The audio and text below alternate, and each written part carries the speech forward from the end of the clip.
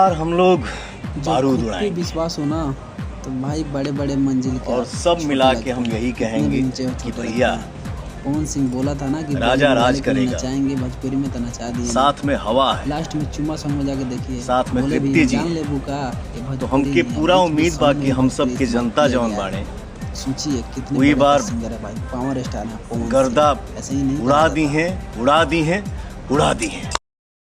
भाई power star Pawan Singh ने अपने बेटा को दिखा दिया कि देख बेटा, बॉलीवुड में भी भोजपुरी इस्तेमाल होता है। जैसे कि गाना के लास्ट में चुम्मा तेरा में पवन सिंह भी बोले हैं कि जान ले बुका ये भोजपुरी है। भोजपुरी सॉन्ग भी बीच बीच में पॉइंट मिक्स किया गया है भोजपुरी।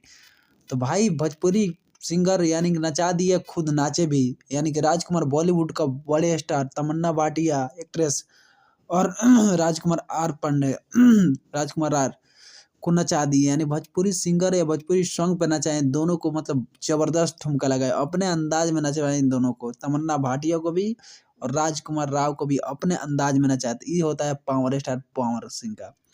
तो भाई इसी तरह पावर नहीं होता है, पावर झमकौला से हुई दूसर कोई कहाँ लेके जाइए। पवन सिंह ठीक कहते हैं, 100% ठीक कहते हैं भाई, जैसे कि आप लोग अकेले क्लिप में सुने हैं।